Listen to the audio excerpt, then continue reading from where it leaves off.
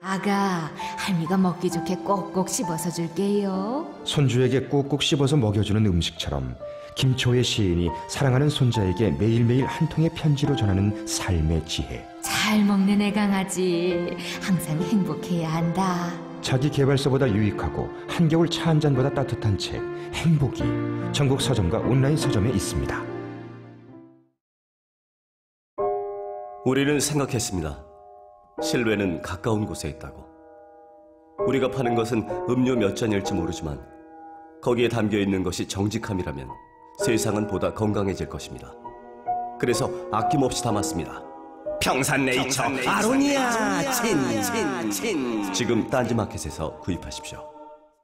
까다롭기로 소문난 딴지마켓에서 가장 높은 평점과 가장 높은 재구매율을 기록한 상품, 유해화학 성분이 없는 약산성 식물 성분의 빅그린 투쓰리 샴푸입니다. 민감한 문제성 두피를 가지신 분이라면 딱 23일만 써보세요. 그 이유를 알 수 있습니다. 지금 딴지마켓에서 만나보세요. 아이들을 위한 빅그린 베이비 4종 세트도 있습니다.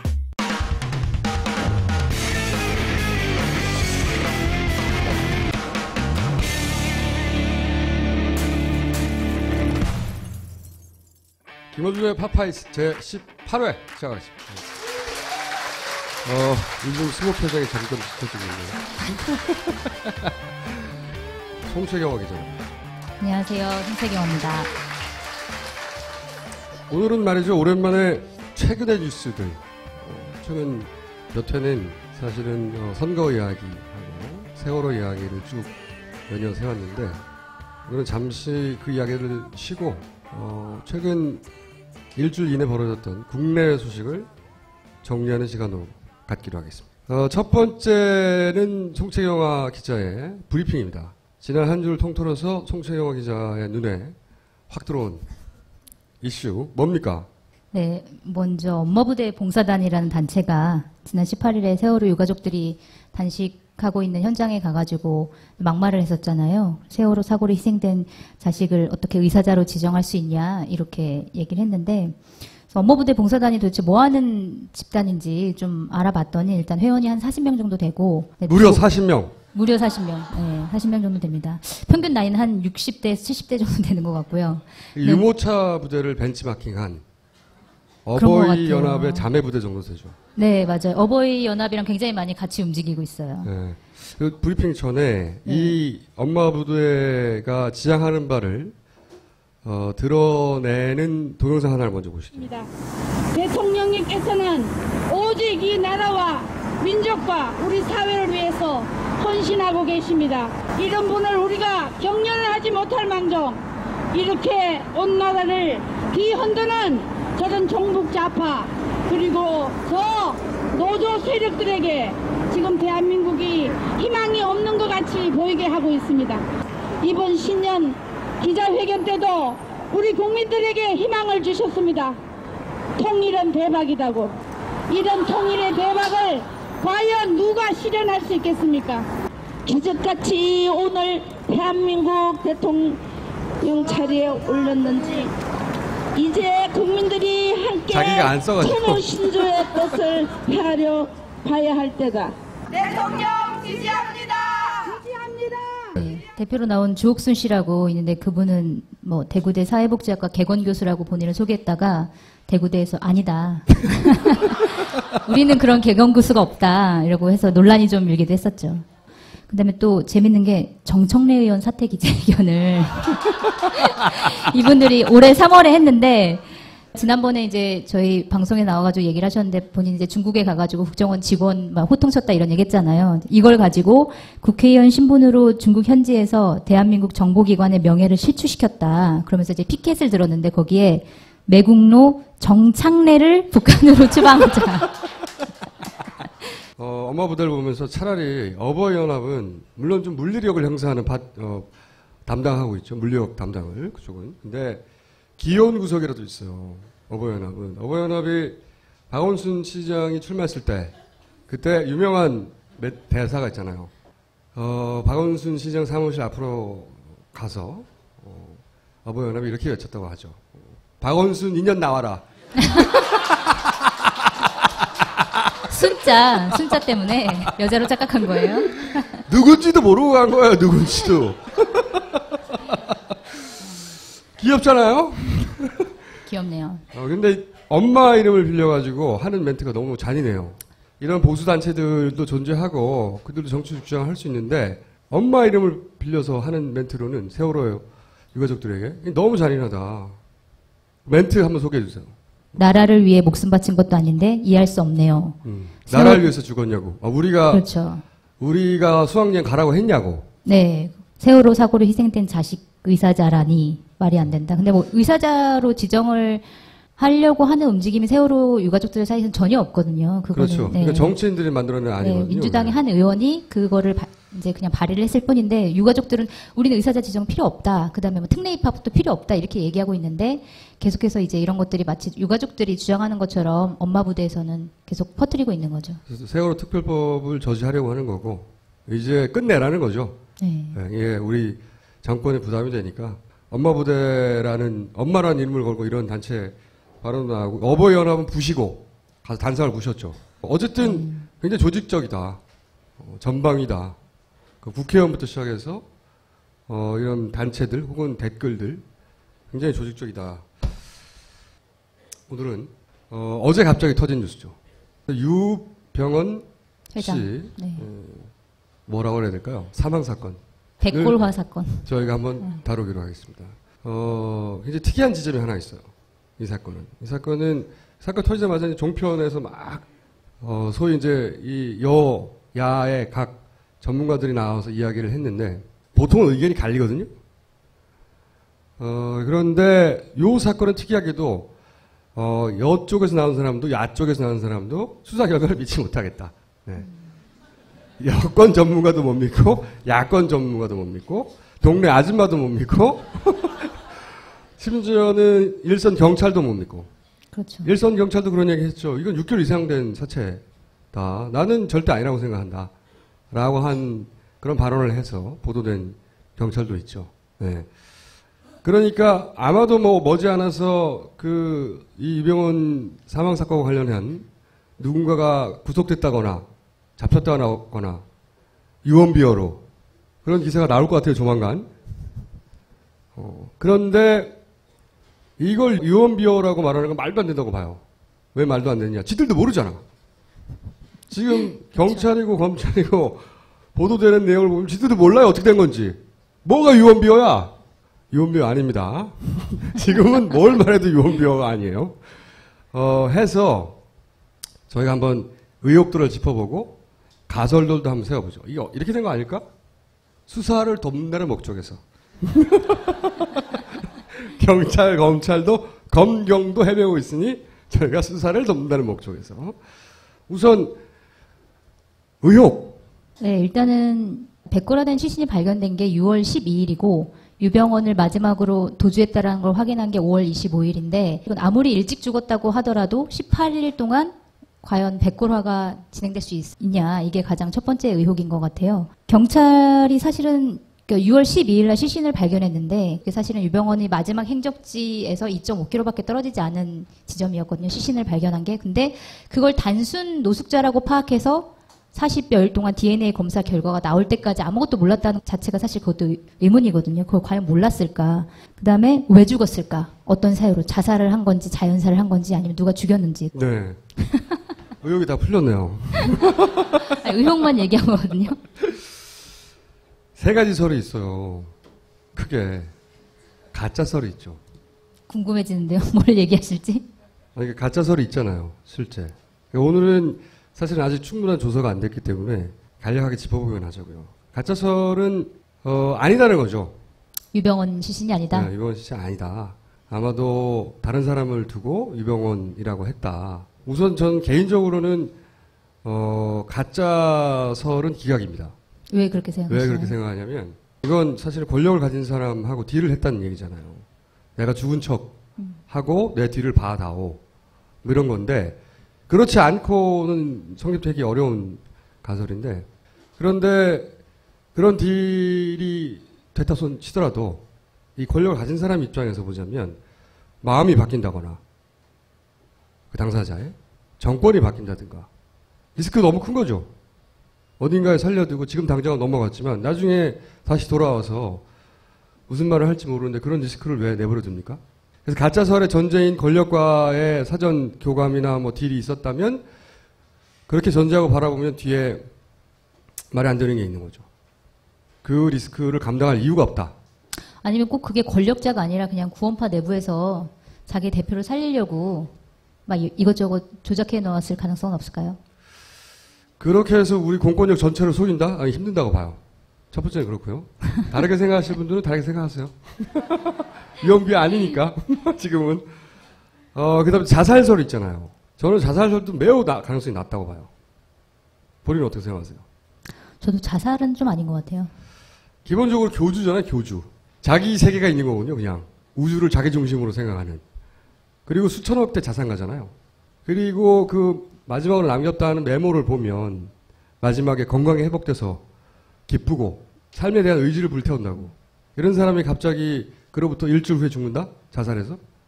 뭐 일주일이든 이주일이든 그 사이에 죽는다? 이거는 말이 안 된다고 봐요. 기본적으로 굉장히 투영심이 강하고 그리고 애고가 강하고 이런 분들은 자살 확률이 굉장히 낮다. 유병원 씨 입장에서는 모든 게 억울하거든요? 이게 삼족을 멸하고 있는 거잖아요, 지금. 유병원 씨 측의 법적 잘못은 다퉈봐야 되는데 사실 우리가 이렇게 보도한 만큼의 법적 책임을 물을 수 있는 방법이 별로 없어요. 계열사가 그런 잘못을 했는데 그걸 직접 지시했거나 선원들을 직접 지시했다는 증거를 찾아낼 가능성은 제로거든요. 그렇죠. 그래서 사형을 당할 일도 아니에요, 이게. 그렇다면. 그렇죠? 그러니까 이게 뭐 계속 실소유주라고 나오는데 사실 그거는 어떻게 따져보면 실소유주가 될 수도 있다는 거지 그 사람의 지분을 뭐 얼마나 가지고 이런 거는 그것도 아니기 그렇고 때문에. 법이라는 건 우리 일반적인 감정으로 따지는 게 아니잖아요. 입증 가능해야 되는데 그때 과적과 혹은 배 탄 승객들 다 버리고 도망가라고 한 명령을 한 당사자는 또 모르겠어요. 그러니까 법적으로 유병원 씨의 책임을 묻는 것에는 한계가 있다고요. 유병원 씨가 잡힌다고 사형당하는 게 아니에요. 그런데 왜 죽어? 사형당하는 것도 아닌데. 그러니까 억울하단 말이야, 본인은. 그러면 이렇게 종교도 세우고 거대한 기업도 세운 사람이라면 정말 목숨을 걸어야 할 일이라면 저는 기자들 다 불러놓고 배가 얼마나 억울한데 최소한 마지막에 한마디라도 하고 가죠. 자살은 저는 그래서 기각. 두 가지가 남았네요, 그럼. 그러면 이제 타살설이 남았잖아요. 타살설. 아니, 자연사설도 있죠. 그것도 좀 자연사설. 아니, 이게 지금 검찰이 밀고 있는 게 자연사설이에요. 그것도 밀었다가 나중에 타살설도 밀 거라고 봐요. 타살 밀 거라고 보는데, 자, 사진을 한 장 보여드릴게요. 이게 사실 언론에 보도된 적이 없는 사진입니다. 이게 발견 당시에 경찰이 찍었다고 하는 사진이에요. 해골이에요. 그리고 왜 검시할 때, 부검할 때 목이 분리됐다고 하는 부검이의 인터뷰가 있었잖아요. 이게 아무리 길게 잡아도 18일, 대략 2주 이내에 사체가 이렇게 될 수 있는가 하는 데 대한 사진으로 보니까 느낌이 다르죠. 여기 보시면 풀을 다 이렇게 눕혀놓고 이렇게 발견됐어요. 풀을 다 눕혀놓은 상태에서. 근데 이게 어디냐면은 잘 보시면 여기에요, 여기. 여기 폴리스라인 둘러쳐져 있고 여기서 발견된 겁니다. 그런데 보세요. 이 풀을 이렇게 쭉 눕혀놓고 자살할 이유가 있나요? 여기 누워서 하면 되잖아요. 왜 이런 수고를 하죠? 자연사도 마찬가지예요. 저는 이걸 보고 나서 이건 타살이라고 생각을 했어요. 여기를 그 주인이 매일 지나다니는 길이라고 하잖아요. 매일 지나다니는 길인데 6월 12일에나 발견했다는 거 아니에요? 이게 만약에 이렇게 눕혀져 있지 않고 긴 풀숲에 그냥 누워있다고 생각하면 발견 못해요.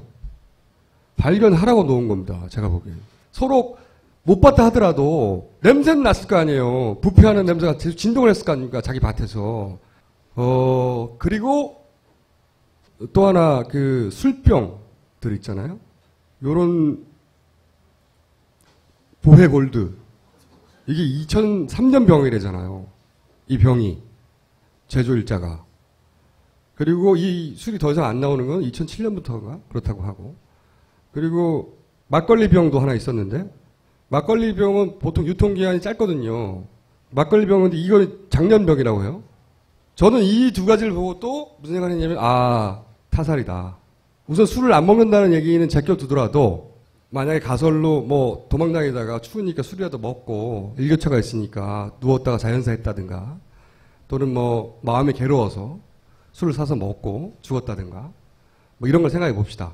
이런 가설들을 생각해 보자고요. 그러면 이제 술이 있어야 되잖아요. 그렇죠? 그렇게 보이라고 술을 갖다 놨다면. 그런데 이 보혜 골드는 기자들의 취재에 의하면 그 주변에서 그 살 수 있는 가게 두 곳에서 안 판다고 하거든요. 실제 전국적으로 구할 수가 없어요. 이미 단종된 지 오래됐으니까. 그럼 이 병이 어디서 났겠어요? 이걸 구할 수 있는 데는 어디 야산에 흘려져 있는 거라.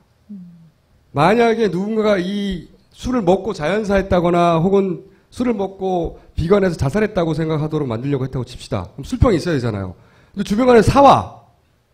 그럼 가게 주인한테 드러나는 거 아니야. 누가 사갔다고. 그리고 그 술들은 그 지역에서 나야 되는 막걸리가 그 지역에서 나는 술들을 팔거든요. 대부분. 그 지역에서 사 먹어야 되는 거야. 순천에서. 그러니까 아무 데서나 사올 수가 없어. 그래서 저는 예를 들어 야산에 버려져 있는 거나 그 논밭에 일하시다가 술 먹고 이렇게 던져 놓는다든가 이렇게 오래된 거 주워서 갖다 놨다. 라고 생각이 들고 사실은 저는 언젠가 이 뉴스를 보다가 유병원 씨가 시체로 발견될 가능성이 대단히 높다는 생각을 한 적이 있어요. 한번. 언제 어느 시점에서요? 어느 시점이냐면 이 얘기 나왔을 때 이게 이제 유병원 씨가 20억 도피 자금을 지금 가지고 있는 건 기정사실처럼 막 보도되고 있어요. 네, 전혀 근거가 없는 사실을 보도죠. 근데 이것을 거슬러 가면요. 7월 8일쯤인데 제 기억으로는 7월 8일쯤에 갑자기 이런 보도가 나옵니다. 20억 가지고 도피하고 있어. 근데 그 뉴스를 찾아서 거꾸로 거슬러 올라가면 유병원 씨가 순천 지역에 어떤 부동산을 매입하려고 5월에 네, 돈을 꺼내는데 그걸 현금으로 가방에서 2억 5천을 꺼내더라. 근데 가방 크기로 봤을 때 그 가방 전체가 꽉 차면 20억이 들어있을 수 있다. 이게 최초의 발단이에요. 뉴스에.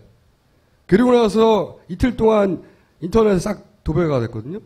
근데 이제 저는 이 뉴스가 굉장히 이상하다고 생각했던 게 20억이란 근거도 없지만 20억을 본 사람도 없어요. 아무도. 그리고 이걸 이야기한 검찰의 근거도 없어요. 가방 크기가 20억쯤 되겠는데? 이거예요. 가방이 10억이 들어가면 사과박스 하나래요. 20억이면 두 개랍니다. 무게는 40kg. 상당히 무거운 거예요. 그걸 이제 들고 다녔다는 얘기죠? 근데 이 뜬금없는 보도를 보면 저는 무슨 생각이냐면 그럴 수도 있겠다 생각이 뭐냐면 저 돈 때문에 누군가가 죽이고 도망갔다라고 말할 수 있는 소재인데? 라는 생각 날카롭잖아요 저는. 그때 그럼 방송에서 얘기를 하셨어야죠. 아니죠. 증거로 남기기 위해서. 그때는 유언비어지. 아직 안 죽었으니까. 그런 생각을 처음으로 했었어요. 살인의 첫 번째 동기를 찾아라 얘기하거든요. 항상. 이 돈은 40km면 차로 움직여야 되거든요. 그럼 운전기사였던 사람 발견되고 있지 않죠. 그러니까 지금 보도가 나오고 있는 게 좀 헷갈릴 것 같아서 설명을 하면 그러니까 유병원이 이렇게 발견이 됐는데 언론 보도가 뭐라고 쓰냐면은 근데 20억이 든 가방은 없어졌다. 이렇게 쓴 거예요. 그러니까 사실 그 시체 옆에 있어야 되는데 마치 가방이 없어진 것처럼 보도가 나가고 있어요. 20억이 애초에 있는지 없는지도 모르는데 있는 걸로 돼버린 거예요. 그 사이에. 그래서 한편 무슨 생각을 또 했냐면 그 추론들을 보면 운전기사도 영영 발견되지 않을 수도 있겠다. 혹은 발견됐는데 그 옆에 돈 뭉치가 있을 수도 있겠다. 시신으로. 이거는 그냥 단순한 추론입니다. 그럴 수도 있겠다는 생각을 했어요. 그 기사의 흐름을 보고. 어쨌든 이제 타살설 중에 그게 혹시 이렇게 돈 때문에 운전기사가 잡히지 않는 거 보니 돈 욕심이 나가지고 누군가 그 측근들 중에 살해하고 돈을 가져간 거 아니냐. 이런 방향으로 몰아가는 추론들이 있다 이거죠. 그런데 저는 그것도 좀 말이 안 된다고 생각하는 게 지금 같이 다닌 사람 딱 두 사람이었단 말이죠. 운전기사와 신모라는 여인, 비서라고 하는. 그러면 신모라는 여인을 붙잡혔으니까 운전기사만 달랑 남았어요. 운전기사가 운전했고 돈이 40kg가 있으면 자기 차에 실었을 것이고 그러면 유일한 용의자예요. 운전기사 입장에서 생각해보자고요. 자기가 유일한 용의자야. 모두가 자기를 의심할 건데 자기 살해했다는 거 아니야. 이럴 경우엔 난 줄 모르겠지 하고 범죄를 저질러야죠. 그렇죠? 그 사람의 충성심이나 이런 걸 다 떠나서 말이죠. 그리고 유병원 씨처럼 커넥션이 좋은 사람도 지금 도망간 것도 찾지 못하고 있었는데 자기가 거기서 이 돈을 유일한 용의자로 죽이고 훔쳐서 사라질 수 있다고 생각했다는 거 아니에요, 혼자서. 말이 안 된다고 생각해요. 오늘 나온 얘기지만 그 유병원이 숨어있던 압수수색 당시에 숨어있던 그 통나무 사이에서 가방 2개가 발견됐는데 하나는 현찰로 8억 5천만 원 정도가 들어있었고 하나는 갑자기 뉴스가 났죠. 갑자기. 이화가 들어있었는데 뭐 운전기사가 뭐 욕심 있었으면 그걸 가져갔겠지 굳이 뭐 유병원을 죽이고 가져가진 않았겠죠. 그 기사도 참 보셨어요? 오늘 갑자기 튀어나온 속보? 알고 보니 유병원 별장에 숨어 있었어. 골 때리는 뉴스예요, 이것도. 골 때리는 뉴스인데. 근데 검찰이 굳이 자기네들이 망신당할 뉴스를 왜 내보냈는지 저는 그렇죠. 한 달 전쯤에 이미 자기들은 알았다는 거죠. 지금 갑자기 나온 뉴스가. 그러니까 통나무벽에 숨어 있었다라는 사실은 그 비서인 신모 여인이 진술을 한 건데 그 진술은 6월 26일에 진술을 했다. 이렇게 얘기를 했는데 6월 26일에 진술한 내용을 지금 발표했다라는 건 말도 안 되는 이해할 수 없는 거죠. 자기들 얼굴에 먹칠하는 거거든요. 사실은 그때 통나무에서 숨어 있었고 그 안에 돈도 있었고 그때 비서가 말했다고 라고 지금에 와서 한 달 지난 다음에 검찰이 갑자기 이걸 발표해요. 말이 안 되잖아요. 저는 그 속보를 보고 무슨 생각했냐면 이렇게 생각해야 하는구나 일반인들이. 그 강요하는 거 일반인들한테. 그러니까 무슨 얘기냐면 저는 이제 그 보도를 보면서 짚었던 기사는 뭐냐면 어제 이런 보도가 나왔어요. MBC에서 누군가 유 회장을 데려갔다고. 그러니까 25일 날 닥치거든요. 근데 24일 날 누가 데려갔다는 거예요. 이것도 그 비서의 진술에 의존한 건데 뭐라고 그러냐면 수사팀이 별장 오기 전날 밤에 누군가 데려갔다 라고 말을 했어요. 이게 언제 보도인가요? 이건 어제 보도예요. 그럼 이 보도가 완전히 오보로 밝혀진 거네요. 오늘 발표로 인해서. 오늘 발표로 이 보도가 뒤집어진 거죠. 그러니까 저는 뒤집고 싶었던 건 이게 아닐까 거꾸로. 만약에 이 말이 맞다고 칩시다. 제3의 누군가가 연루됐다고 생각할 수 있는 것이 유일하게 돕던 2명 그 비서도 모르게 갔다는 거거든요. 그리고 그 사람은 다음 날 경찰이 닥칠 걸 알고 있었다는 거거든요. 몰래 데려갔다는 사람이. 그런 이후에 다시는 누구의 눈에도 띄지 않고 죽어서 나타난 거거든요. 그렇죠? 상관관계가 있을 수 있다는 생각이 드는 거죠. 그리고 제가 주목하는 날짜는 6월 10일, 11일, 12일입니다. 왜 제가 이 날을 주목하는지 대단히 많은 우연이 겹치는 날짜인데 잘 보세요. 12일 날 발견이 됐어요. 12일 날 발견이 됐는데 11일 날 금수원에 압수수색을 다시 한번 들어갑니다. 2차로 경찰이. 그리고 10일 날 이게 다 2, 3일 사이 벌어진 일이에요. 10일 날 유병원이 여기 없다. 이쪽에 없고 저 남쪽으로 내려갔다 하는 보도가 있어요. 갑자기 무슨 친밀성 있는 제보가 있다면서 갑자기 그래서 이 순천 지역에 있던 모든 기자들이 다 글로 내려가 버립니다. 그리고 이 시신이 발견된 12일 날 이 순천 지역을 탐문하고 수색하던 임시수사본부가 해체돼요. 자, 이게 따로따로 떨어져 있는 사실들인데 이걸 합쳐서 가설을 하나 만들어 봐요.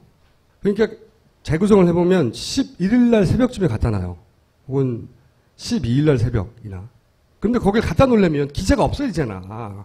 시선을 분산시키기 위해서. 기자도 거기 아무도 없어야 되고 그 다음에 거기 막 수색하던 수천 명의 경찰도 없어야 되잖아. 그래서 10일 날 갑자기 이번이 저기 나타났다고 모두 다 기자들이 글로 내려갔어요. 다. 6월 10일이에요 그게. 그런 다음에 그 11일 날이나 쯤에 갖다 놔요 시신을. 그럼 12일 날 아침에 일찍 발견했거든요. 그러니까 그 전날 밤에 갖다 놨다. 가설로 갖다 놓고 그 11일 날 갖다 놨다고 하면 11일 날 있었던 일 중에 머릿속에 제가 인상이 강하게 남는 건 갑자기 금수원을 2차 압수수색을 합니다. 어차피 아무것도 찾을 수 없는 금수원인데 또 가요. 수천 명의 경찰이. 그러고 나서 그때 유일하게 발견한 게 뭐냐면 DNA예요. 면봉에서 DNA를 발견했다고. 이번에 DNA를 대조했다는 게 그 변모과 대조했다는 겁니다. 그 뉴스를 들으면서 야, 이거 이상하잖아 이거. 이렇게까지 많은 사람을 투입할 필요가 뭐 있어. 그래놓고 겨우 면봉에 DNA 채취했다는 게 뭐야 이거. 이상하게 생각했거든요 그때. 물론 이제 열심히 일하고 있다는 압수수색의 쇼라고 생각할 수 있지만 압수수색 한번 했잖아 이미. 근데 또 해. 근데 앞뒤를 맞춰보면 누군가 있다고 칩시다. 가설이에요? 설마 이럴 일은 없겠죠? 10일날 경찰의 시선을 돌리고 11일날 갖다 놓고 그리고 그 시신이 발견되면 대조할 DNA를 금소원에 가서 채취하고 그리고 그날 해체하는 겁니다. 순천의 수사본부는. 요게 10일, 12에 벌어진 일이에요. 팩트예요 이거는. 그거를 내가 엮었을 뿐이지. 물론 뭐 이런 것도 말이 안 되죠. 꿈같은 사랑이니 뭐 이런 거 다 유류품이 발견됐는데 연관시키지 못했다는 거. 저는 이런 유류품을 연관시키지 못했을 가능성은 그나마 있다고 생각이 들어요. 왜 그런 생각이 드냐면 처음에 발견했을 때? 네, 처음에 그걸 발견한 농부 아저씨 그리고 그 신고받고 처음 출동한 누군가는 왜냐하면 시신이 이미 일선에 일하는 경찰들이 6개월 이상 된 거로 보였다고 말할 정도였으니까 상상하지 못하고 그래서 그 눈여겨보지 못하고 그리고 50,000만 원짜리 어떻게 합니까 보자마자. 나도 봐도 모르겠던데. 그런데 제가 이해하지 못할 것은 그 사람을 단순 노숙자로 여겼다는 거예요. 아니 거기가 무슨 노숙자가 한 달에 한 명씩 발견되는데요. 무슨 노숙자가 한 여름에 겨울옷 입고 노숙자가 죽어요 거기서. 그걸 단순 노숙자로 바라봤다는 건 전 이해할 수가 없어요. 어쨌든 대단히 이상한 점이 많고 앞으로 이런 가설놀이를 끊임없이 우리가 해나가도 이 사건은 연구미제로 남겠죠. 그럴 가능성이 커 보이네요. 네. 연구미제로 남을지 안 남을지 표창원 교수님한테 연결해 볼까요? 안녕하세요. 네, 안녕하세요. 요즘 갑자기 바빠지셨죠? 아, 좀 바빴습니다, 원래. 전국의 모든 언론들이 이제 교수님을 찾으실 텐데, 제가 이제 네. 어차피 의혹으로 가득 찬 사건인데 우선 이것부터 여쭤볼게요. 이 사건이 교수님이 보시기에는 연구 미제로 남을 가능성이 대단히 높은 사건 아닙니까? 아, 네, 그럴 가능성이 있죠. 네. 그냥 대단히 높은 게 아니라 있기만 합니까? 문제는 이제 시각의 문제죠. 네. 결국 법적으로는 미제가 아닐 가능성은 높고요. 어쨌든 결론을 내릴 것 같고요. 법적으로는 결론 나겠죠, 물론. 예. 네, 그런데 그 결론을 다수의 시민들이 믿어주시느냐의 문제. 네. 그 시각에서 본다면 미제 사건이 될 가능성이 대단히 높다고 봐야 되겠죠. 교수님 참 똑똑하세요. 바보 같은 질문을 그렇게 섬세하게 구분해서 답변해 주시고. 고맙습니다. 네. 교수님이 생각하시기에 이 사건 관련해서 가장 큰 의문은 뭐 어떤 겁니까? 아무래도 이제 부패 정도죠. 아, 그렇죠. 지금 길어봐야 한 17일, 18일 정도인데 저도 사진을 봤거든요. 거의 네. 거의 100골이고 게다가 그 목이 분리돼 있더라고요, 사진에도. 네. 그게 일반적인 경우가 아니라고 하던데. 그 부분은 그 이동 중에 분리됐다고 지금 설명을 하고 있고요. 근데 이동 중에 분리된 거로 설명을 하는지 모르겠는데 제가 지금 본 사진은 뭐냐면 발견 당시에 경찰이 찍은 사진이거든요. 이렇게 신원미상의 그 변사체가 발견됐을 때 원래 경찰이 가장 먼저 찍잖아요, 사진을. 그 주변을 다. 네. 그때 찍은 사진을 제가 입수해서 보고 있는데 여기서도 목이 분리돼 있어요. 근데 문제는 뭐냐면 네. 이게 타살일 경우에 목을 분리하는 형태의 살해를 했을 것이냐의 문제가 있죠. 물론 그렇긴 한데 제가 말씀드리는 건 뭐 타살이냐 자살이냐 자연사 이런 차원이 아니라 네. 이례적이다 라고 하는 것들이 존재하잖아요. 뭐 2주 만에 이렇게 거의 해골이 돼버렸다. 아무리 그러니까 이제 그 부패의 속도는 상당한 논쟁거리가 되는데요. 네. 그 전제가 맞다면 부패가 반백고라 80% 진행 상태라고 한다면 신체 일부들이 떨어져 나가는 현상은 발생합니다. 동물이 지나가다 건드려서 떨어질 수가 있거든요. 부패가 다 진행된 이후에는. 부패가 발생한 이후에는. 그러면 네, 그래서 첫 번째 전제가 문제죠. 첫 번째 대략 2주 전후에서 이런 속도로 부패 혹시 시신을 보시지 못하셨죠 아직? 네, 직접 못 봤습니다. 이런 속도로 부패가 진행됐다는 것에 대해서는 그게 일반적인 건 분명히 아니죠. 일반적이진 않지만 불가능하진 않다, 뭐 이거죠. 그게 이제 퍼센티지로 따지면 얼마나 일어나지 않을 일인지는 잘 모르십니까 혹시? 이게 수치하기는 어렵고요. 네. 이게 지금 아시겠지만 미국에서는 시체 농장이라는 게 있어요. 모릅니다. 아, 모르시나요? 시체 농장이요? 네. 그걸 제가 왜 알 거라고 생각하시죠? 모르는 게 거의 없으시잖아요. 굉장히 좀비적인 발상인데 시체 농장이요. 네.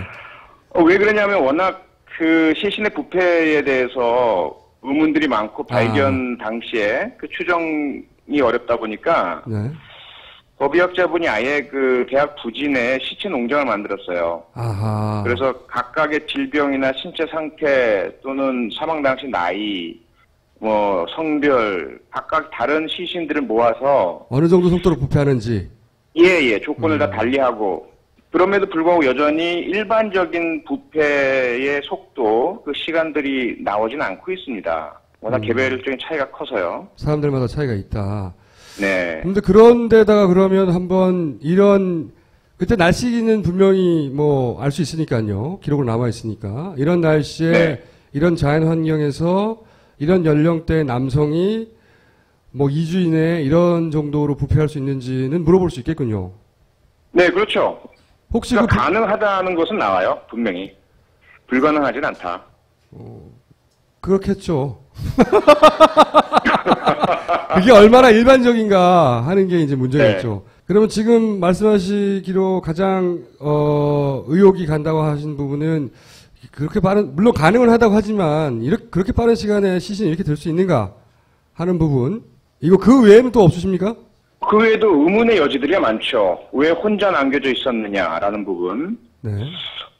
양말을 신지 않고 있는 부분도 그렇고. 그러면은 이제 교수님은 워낙 지금 나와 있는 데이터가 적어서 그런 데이터를 통하여 추론을 접근해 가야 되는데 지금 나온 정황이나 보도된 것만 가지고는 이렇다 저렇다 말하기가 쉽지 않다 이런 말씀이신 거죠? 전문가로서. 그렇죠. 그렇다 보니까 이제 모든 가능성을 열어놓고 있다라는 말씀을 드릴 수밖에 없고 그 가운데 이제 자꾸 제 의견이 뭐가 가장 타당한 것 같냐라는 질문에는 그런 자살이나 타살의 흔적이 역력치 않기 때문에 제3의 가능성, 저체온증 등에 의한 자연사의 가능성이 가장 높지 않겠느냐. 이것이 이제 제가 드리는 제 의견이죠. 그러니까 거꾸로 자살이나 타살이나 흔적을 찾을 수 없으니 네. 그러면 다른 증거가 필요 없는 자연사 쪽을 생각하시는 거죠? 네, 그렇죠. 네. 약간 비겁한데요?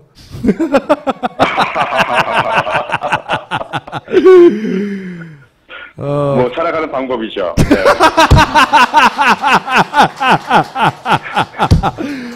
교수님, 네. 그 정도 스탠스라면 오늘 더 이상 통화할 내용은 없고요. 우리 관계는 그럼 끝나는 건가요, 여기서? 조만간에 한번 나오시죠. 어차피 바쁘지도 불러주시면, 네. 어차피 바쁘지도 않은 걸로 알고 있고요. 한번 나오셔가지고, 네. 좀 더, 물론 이제 저처럼 막 지를 수는 없고, 더군다나 전문 분야이기 때문에 함부로 얘기했다가는 되돌아올 테니까, 입장은 이해가 가나, 제가 그 입장을 무너뜨려 드릴게요. 나오시면. 예, 한번 시도해 보시죠. 네. 알겠습니다. 오늘 말씀 감사합니다. 네, 고맙습니다. 네. 딱히 건질 것은 없었든. 우리가 다 알고 있는. 게다가 심지어 자연사. 저체온 자연사. 저는 어쨌든 운전수에 의한 타살설 또는 자살설 또는 자연사설 혹은 가짜설은 아니고 제3의 누군가에 의한 살해설. 누가 했느냐? 내가 알 게 뭐야. 다만 유병원 씨가 죽어서 이득을 보는 쪽이겠죠. 살아서 입힐 피해보다 죽어서 입을 이득이 큰 누군가겠죠. 그 누군가에 의한 타살설을 저는 1차 제기합니다. 알겠습니다. 저까지 거기 동의해야 되는 뭐 그런 건 아니죠? 네, 동의해야 되는 건 아니. 그럼 본인의 설은? 저는 표창원 교수님과 같이 자연사설로. 비겁한 자들. 자, 자연사설. 알겠습니다. 광고 하나 있잖아요, 저희가. 오늘은 특이한 광고. 저한테 딱 맞는 광고. 소고기 광고가 들어왔어요. 반가워. 응? 자, 네이처 오다 안티 마블링 소고기랍니다. 안티 마블링? 현행 소고기 등급제는 소 등심부의 근내 지방도를 나타내는 것일 뿐이다. 소가 얼마나 건강하게 자랐는지는 무관하다. 마블링 생성을 위해서 인위적 노력을 한 결과다. 우리는 그런 인위적 노력을 완전히 배제한 네이처, 한우, 조선의 황소, 뿔도 제거하지 않고 거세도 하지 않았다. 넓은 축사에서 스트레스를 주지 않고 풀어놨다. 항생제도 주지 않은 자랑스러운 3등급 한우. 이게 그래서 마블링 형성이 잘 안 돼서 등급은 3등급이래요. 못 살게 굴어가지고 그쵸. 죽은 소를 먹는 것보다 그래도 자연스럽게 행복하게 살다 죽은 거세하지 소를 않고 먹는 게 건강하게 살다가 그래서 마음이 좀 편하더라고요. 먹는데. 그래도 얘가 행복하게 살다가 되구나. 막 약간 이런. 딴지 마켓에서 팔고 있다고 합니다. 두 번째도 있네? 투쓰리 샴푸. 네, 이거 투쓰리 샴푸인데요. 투쓰리 샴푸는 두피가 까다롭기로 소문난 사람들에게 매우 좋다고 그러고요. 성분은 식물 성분의 약산성으로 두피 건강에 최고라고 그들의 하고. 주장 아닙니까? 그들의 주장이죠. 네. 제가 이거 오늘 아침에 쓰고 왔는데 죄송해요. 맨날 이거 제가 다 쓰고 있어가지고. 근데 약간 뻣뻣해요. 뭔가 자연산인 느낌이 들어요. 그러니까 부드럽거나 일반 이렇게 화학약품을 쓰는 샴푸 같지는 않더라고요. 뻑뻑한 거 잘 안 풀려서 그런 거 아니에요? 그럴 수도 있을 것 같고요. 반죽이? 어쨌든 23일 동안 써보시고 효과가 없으면 배송비까지 100% 환불 가능하다고 합니다. 그래요? 네. 무슨 효과가 있는데 이걸 쓰면? 뭐야? 그건 잘 약이야 모르겠어요. 이게? 머리가 나는 거 아닐까요? 가려움과 냄새가 나지 않는다. 아 여기가 거기군요. 내가 이게 뭐 샴푸가 뭐 대단하다고 그랬더니 효과가 있을 때까지 계속 광고하겠다고. 그 업체구나. 아 감사합니다. 그리고 그렇다면. 공지가 있는데요. 말씀을 드리면 김어준의 파파이스 전속 프로파일러라고 소개가 되어 있네요. 네, 전속 프로파일러인 표창원 범죄과학연구소 소장님께서 김어준의 파파이스 시청자들에게 제1회 CSI 프로파일링 체험전 초대장을 보내주셨고요. 김어준의 파파이스 공식 페이스북을 통해서 신청을 해주시면 선착순으로 20분에게 초대장을 2장씩. 뭐 하는 거예요? 근데 그게? 프로파일링을 체험하는 건가 봐요. 뭐 이렇게 사람들 모아가지고 CSI에서 하는 것처럼 프로파일링을 쭉 하며 뭐 네. 그런 거를 시연해 보이거나 뭐 그런 건가 보죠? 네, 그런 것 같고요. 일단 뭐 신청하실 때 이름과 휴대폰 번호를 꼭 써주시고요. 그다음에 이 행사는 8월 1일부터 15일까지 야탐역 코리아 디자인 센터에서 열리는 표창원 박사와 함께하는 CSI 프로파일링 체험전이고요. 여기에 많은 성원 부탁드립니다. 표창원 박사님 감사합니다. 아직도 2+1등급의 고지방 마블링을 찾고 계신가요? 거세, 과도한 옥수수, 곡물 위주의 사료, GMO 사료, 각종 호르몬제와 항생제 등 인위적인 마블링을 반대합니다. 이제 안티 마블링의 건강한 네이처오다 유기농 한우와 유기농 곰탕을 딴지 마켓에서 만나보세요. 내 몸 안에 흐르는 시원한 이게 뭐야? 차에 놔뒀더니 미지근해졌잖아. 무더운 여름 차 안에서 만나는 나만의 오아시스 모비쿨. 스웨덴 도메틱사의 기술로 만든 유럽풍의 명품 차량용 냉장고 모비쿨을 지금 딴지 마켓에서 국내 최저가로 만나보세요.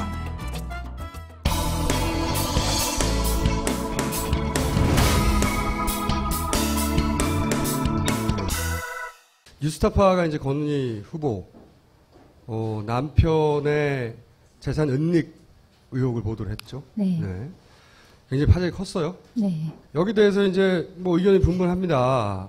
보도할 만한 걸 보도했다는 사람들도 있고 한편으로는 우리 편끼리 왜 그러냐 이런 사람도 물론 있어요.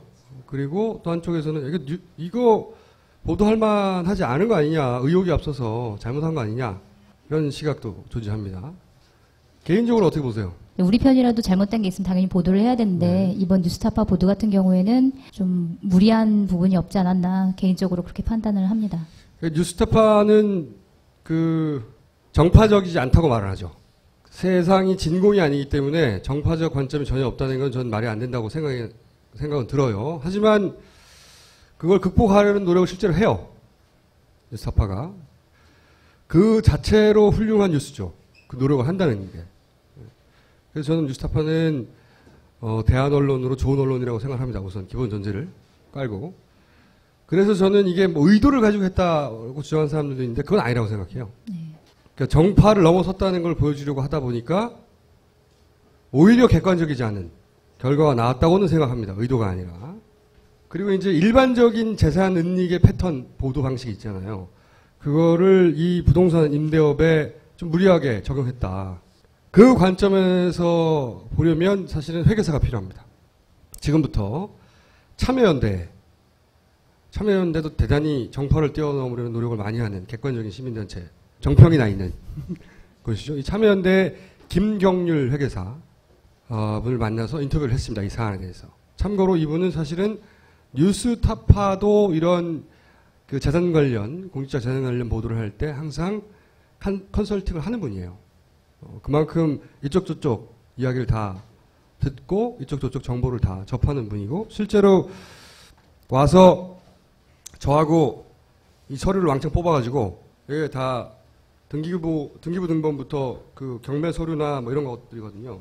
뭐 경매 취득분이 얼마고 취득세가 얼마고 부대 비용이 얼마고 다 뽑아서 분석하고 나서 이제 첫 보도를 기준으로 과연 회계적 관점에서의 팩트는 뭔가를 지금부터 들어보시죠. 네, 안녕하세요. 참여연대 김경률 회계사님 모셨습니다. 안녕하십니까? 네, 반갑습니다. 네, 뉴스타파 보도를 간단하게 쉬운 말로 요약하면 수십억대 자산가가 재산을 은닉했다.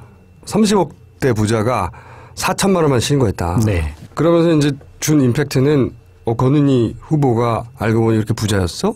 부자였어 해서 끝났으면 또 모르겠는데 근데 그 재산을 숨기고 축소해서 신고했어? 이렇게 된 거죠. 굉장히 부도덕한 경우죠. 네. 그게 사실이라면. 후속 보도가 나오면 후속 보도대로 또 한번 따져볼 일이긴 한데 오늘은 이 첫 보도만 가지고 얘기를 한번 해보려고 합니다. 네. 사안을 좀 들여다보셨죠?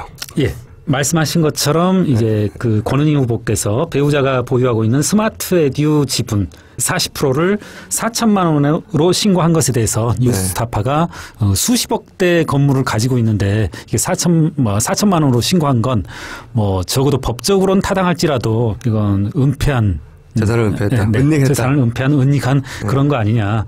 부도덕하다는 거죠. 네네. 돈이 이렇게 많은데 네. 돈이 없는 것처럼 숨겼다는 겁니다. 근데 그게 사실인가를 먼저 따져봐야 되는 거죠. 네네네. 권은희 후보 측의 첫 번째 답변도 사실은 오해를 불러일으켰습니다. 뭐라고 답변했냐면 적법한 신고였다. 신고를 그렇게 할 수밖에 없었다. 네. 이건 자칫 이제 실제로 재산은 그렇게 수십억대가 됨에도 불구하고 제도상의 한계로 인해서 4천만 원으로 신고할 수밖에 없었다. 이렇게 들렸을 수도 있는데요. 보통 그거는 이제 너 1,000억대 빌딩 있으면서 뭐 신고는 5억을 했어. 네. 뭐 이럴 때 아니 선거인에서 신고한 대로 신고한 거야. 네, 이럴 때 변명이었거든요. 네, 네. 거기에서 이제 약간 오해를 불러일으킨 것 같은데 우리가 이렇게 주식을 신고한다 했을 땐 그건 이제 순자산을 의미하거든요. 순자산이라고 하는 건 자산 빼기 부채이거든요. 그러니까 자산만 볼 게 아니라 부채도 함께 봤었어야 됩니다. 그래서 제가 한번 이제 논란의 중심이 되고 있는 스마트 에듀 자산 부채를 한번 추정해 봤습니다. 등기부 등본들을 총수님이 말씀하신 다 쉬운 말로 다시 제가 네. 해석을 한번 하고 자산 이꼬르 자본 플러스 부채예요. 맞습니다. 이게 무슨 말인지 잘 귀에 안 들어와요. 네. 회사의 자산은 내 돈 플러스 남의 돈인데 네네네. 남의 돈은 부채죠. 그렇죠. 그렇죠. 그래서 플러스가 아니라 실제로는 마이너스죠. 맞습니다. 네. 네. 그러니까 이 회사의 자산을 따지려면 뭐 30억대 자산가라고 했는데 네네네. 자산을 따지려면 자기 돈이 얼마고 네. 마이너스 빌린 돈이 얼마냐. 그렇죠. 그렇죠. 그렇죠. 그런 맞습니다. 다음에 따졌어야 되는 건데 지금은 뒷부분을 안 한 거죠. 네네네. 그래서 뒷부분을 한번 따져보죠. 네, 맞습니다. 남의 돈이 얼마냐? 네, 그렇죠. 네. 지금 이제 스마트에듀의 자산은 취득가액 기준으로 봤을 때 약 18억입니다. 18억. 네. 이 자산만 보면 대단히 많은 자산을 그렇죠. 가지고 있다 할 수 있죠. 네. 그런데 이 중에 금융권의 채무로 추정되는 금액이 약 16억입니다. 18억 중에. 네네네네. 그러면 은행 거죠. 그렇죠. 맞습니다. 16억. 네. 18억짜리인데 16억이 빚이라는 거죠. 그렇죠. 네. 18억 중에 16억은 은행 것. 네. 그럼 이제 나머지 2억이 그럼 이제 스마트 에듀 거 내 거냐 하면 또 아닙니다. 우리가 뭘 생각해야 되냐면 건물에는 이렇게 뭐 노래방이다 뭐 식당을 하시는 분들이 들어와 있는데 그분들이 보증금을 내거든요. 그렇죠. 그 보증금은 또 내 입장에서 봤을 땐 그것도 그렇죠. 부채거든요. 그렇죠. 네. 취재 과정에서 파악한 거로는 그 호수당 대략 3천만 원 안팎의 보증금이 들어와 있다고 합니다. 그럼 지금 7개이거든요. 네. 네. 그럼 2억 천. 네. 그러면 사실 넘어서 버리는 거죠. 자신의 자산이 마이너스라는 얘기죠. 그렇죠. 네. 스마트 에듀의 자산은 그 자산은 18억이되 내 거라고 할 수 있는 것은 마이너스라고 할 수 있는 거죠. 자산가냐 이런 표현이 흔한 표현으로 번역하면 부자야? 이거거든요. 그렇죠. 네. 우리가 근데 부자야 할 때 통장에 100만 원 있다. 네. 근데 마이너스 통장이 100만 원 있어요. 네. 그럼 빵원이에요. 그렇죠.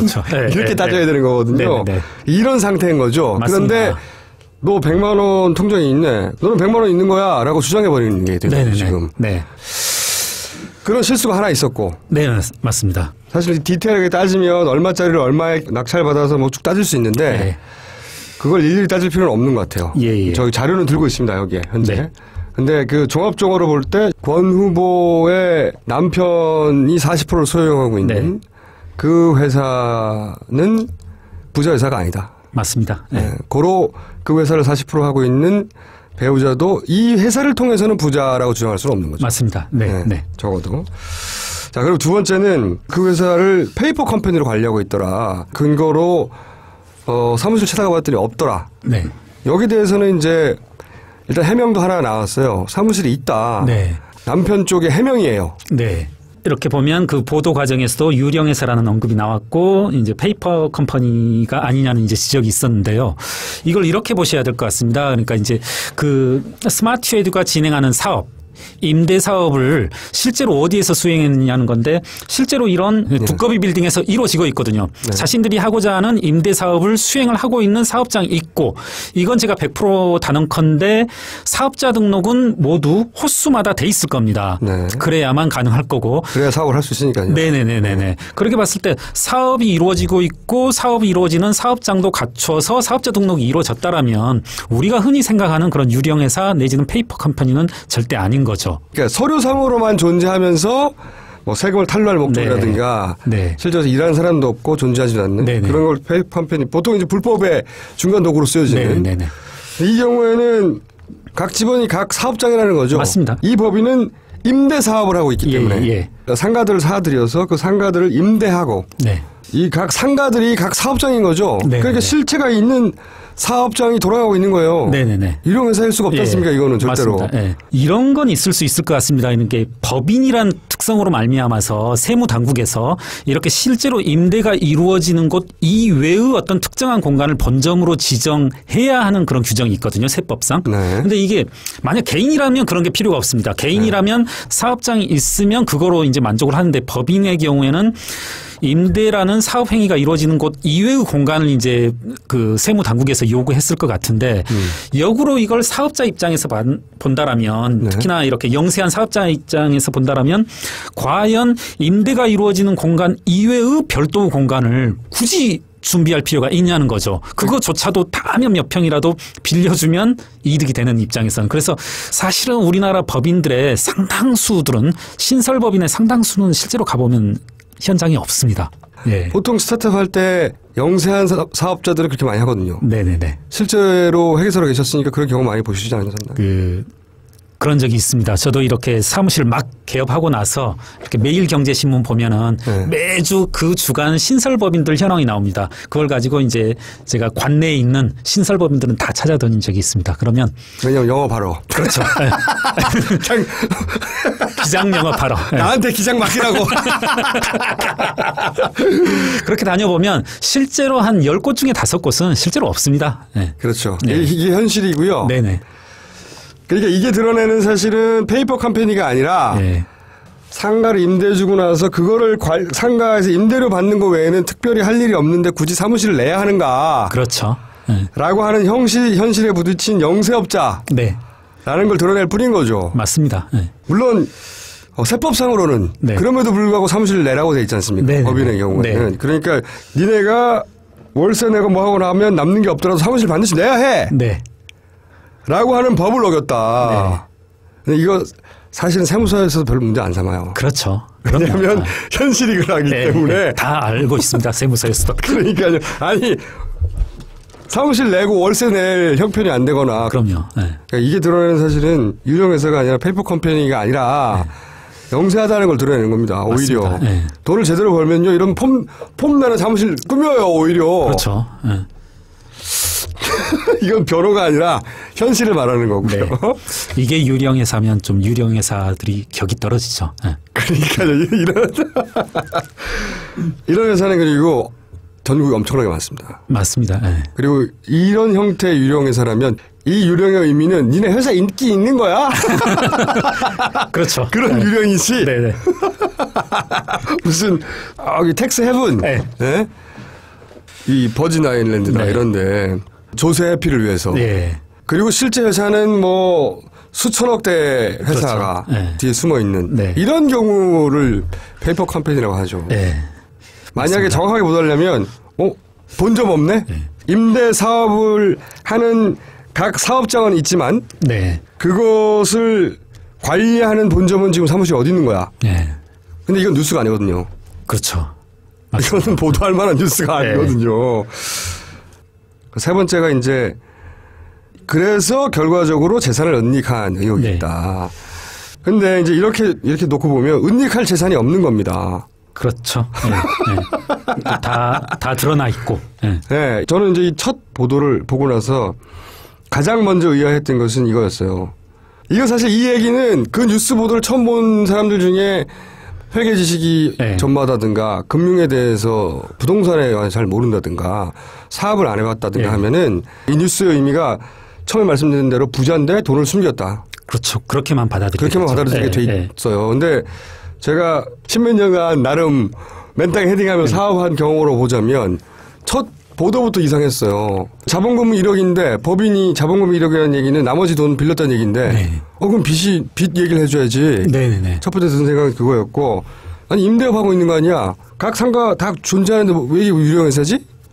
두 번째 생각은 그거였고 세 번째는 재산 은닉 파트에 가가지고는 경매했다는 거 아니야? 경매. 경매는 기록이 국가에 남는 거 아니야? 재산을 은닉하려면 개인끼리 사거래를 해야지. 그렇죠. 아무나 찾아보면 경매 낙찰가가 나오는데 경매로 재산 은닉을 하지? 이건 말이 안 되는데 이렇게 생각했었어요. 첫 보도를 보고 나서. 저도 이제 이 방송을 들으면서 어떤 생각을 했냐면 2010년도에 설립된 회사고 그간의 영업 활동이 별로 없었지 않습니까? 실제로. 그렇다면 이건 기본적으로 주식의 액면 가치와 실질 가치는 기본적으로 큰 차이가 날 수가 없습니다. 그 주식 액면가대로 신고한 것은 수십억대 재산을 은닉한 것과 마찬가지다는 뉘앙스로 결론이 났는데 그런데 이거는 이런 실수를 한 것 같아요. 우리가 흔히 이제 액면가 신고를 문제 삼을 때는 벤처인데 IPO를 앞두고 있다. 지금 현재 비상장이지만 장외에서 5,000원짜리가 5만 원에 거래되고 있다. 그리고 실제로는 10배의 가치가 있는 것을 뭐 이럴 때 문제 삼거나 아니면은 상장할 계획이 전혀 없는 대기업들이 다른 목적으로 만들어낸 회사들 있지 않습니까? 에버랜드 같은 경우는 그랬었죠. 지주회사 목적으로 만들었다든가. 그러면 액면가가 얼마든 간에 실제 가치는 뭐 수십 배란 말이죠. 이럴 경우에 우리가 흔히 액면가대로 신고하거나 액면가를 자기 재산으로 신고하는 것에 대해서 설령 법이 그렇다 하더라도 이것은 이 말이 안 되는 거다라고 맞습니다. 문제 삼았단 말이죠. 그런데 이 회사는 말이죠. 그런 기준으로 보자면 이게 빚덩어리 회사예요. 그렇죠. 그래서 제가 보기에는 지금 현재 스코어 이 월세도 나오던데 월세 받아가지고는 월세가 세후에 대출받은 이자하고 비슷하거든요. 그렇죠. 그러니까 대략 월세 받아서 지금 대출받은 돈들 갚고 있을 거란 말이죠. 맞습니다. 이거는 액면가로 신고하면 네. 실제 이 회사 가치보다 더 많이 신고하는 겁니다. 그럴 수 있죠. 네, 맞습니다. 액면가로 신고하면 안 되는 거예요. 이 회사는 현대스코아 내가 웃을 일은 아닌데 그냥 냉정하게 말을 하자면 누가 너 이 회사를 이 액면가에 사라 그러면 이거 사람들 망설입니다. 그렇죠. 세입자 관리하려면 골치 아프거든요, 이게. 월세 안 내는 사람 돈 달라고 하는 게 굉장히 어려운 일이에요, 이게. 사업 속성상. 그런 걸 따지면 이 사업이 액면가로 신고한 것은 정당한 수준이 아니라 실제 자신들의 비즈니스 가치보다 더 많이 신고한 거다. 저는 그렇게 생각했어요, 최소한. 네, 그럴 수 있습니다. 첫 번째 보도를 기준으로 이건 이렇지 않냐라고 지금 다시 되짚었는데. 네. 큰 틀에서 틀린 게 없는 거죠, 지금. 맞습니다. 그러니까 제가 봤을 땐 조금 불필요하고 과열된 논쟁이 이루어지고 있다라고 생각하는데요. 오히려 봤을 때는 이렇게 주식 그 액면과 실질 가치가 다른 것은 뭐 특정 정당을 거론해서 좀 그렇지만은 새누리당 후보분들에서 많이 나타나더라고요. 그분들은 실제로 그 회사를 오래 운영했고 영업 실적이 누적된 회사니까 그런 경우라면 액면 가치와 실질 가치가 아주 큰 차이가 나는 거죠. 그렇죠. 그래서 상장 IPO를 앞두고 있지 않더라도 네네네. 잉여금이 맞습니다. 많으니까. 네네네. 돈을 많이 맞습니다. 벌어놨으니까. 네네. 주식은 1,000원인데. 근데 알고 봤더니 벌어놓은 돈이 수백억이야. 그렇죠.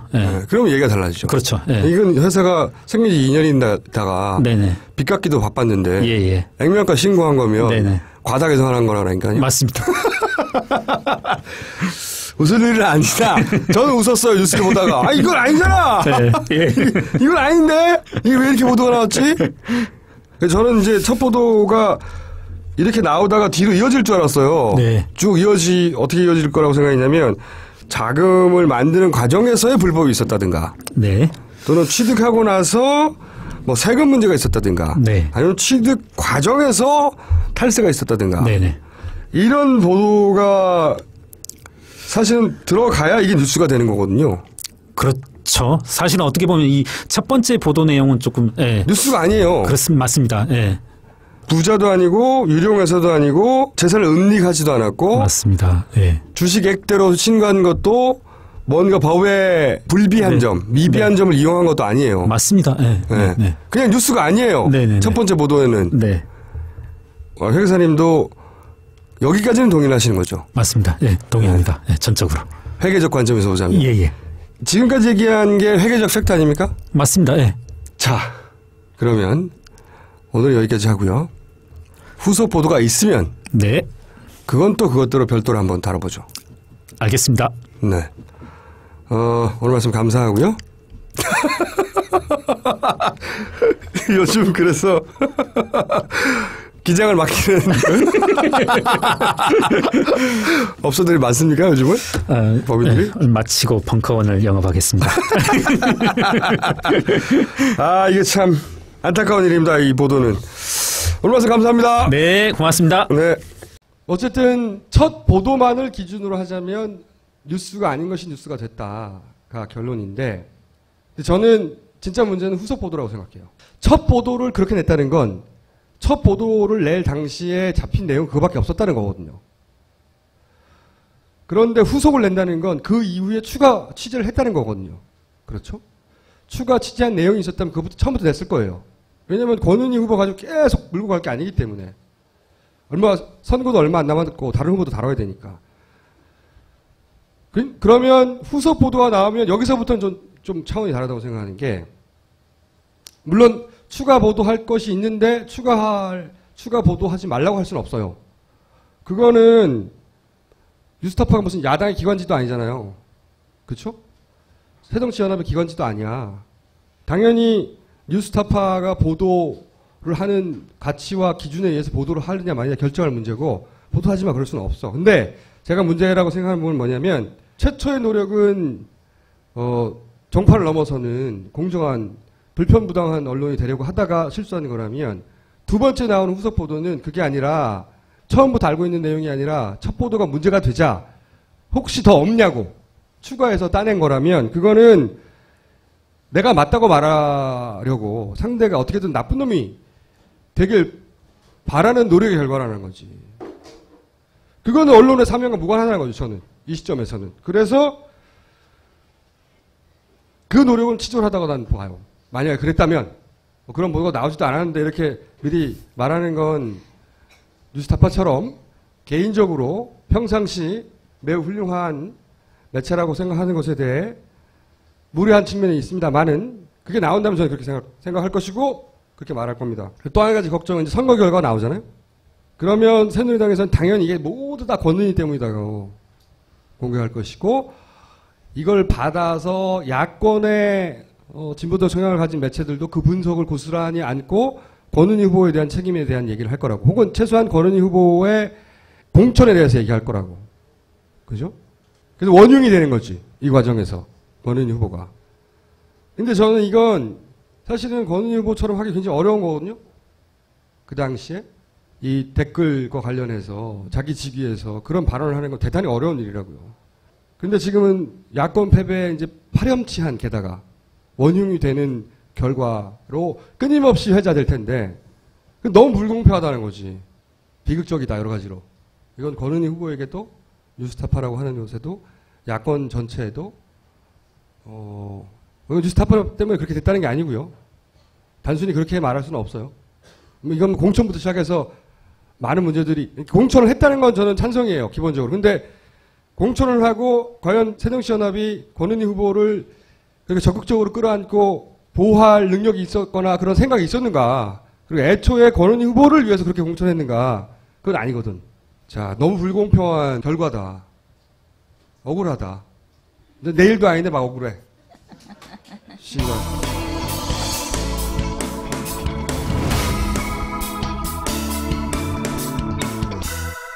세월호 특별법 처리를 위한 여야 협상이 세월호 결렬됐습니다. 특별법의 국회 본회의 처리가 무산됐습니다. 세월호 특별법의 국회 본회의 처리가 무산됐습니다.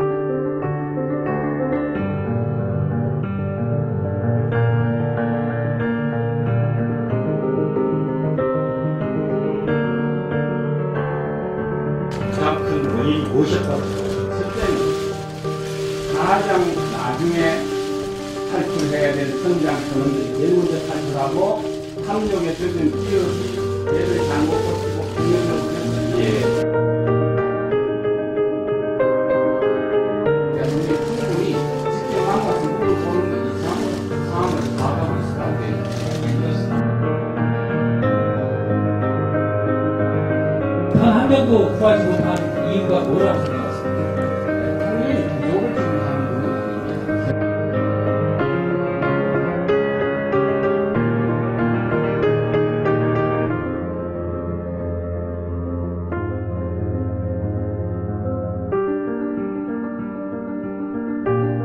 AI가 터졌어요.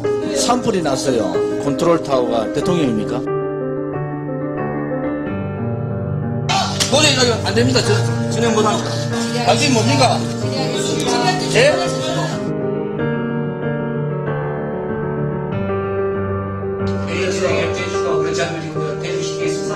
퇴장시키십시오.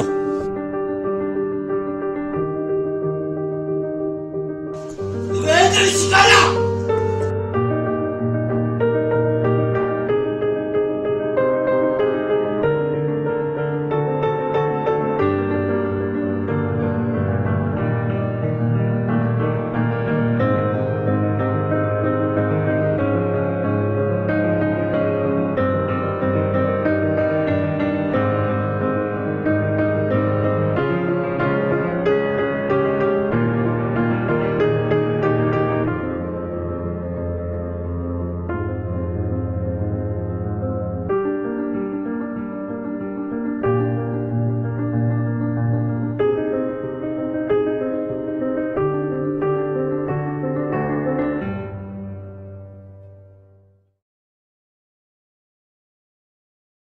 자, 정청래 의원 나오시죠.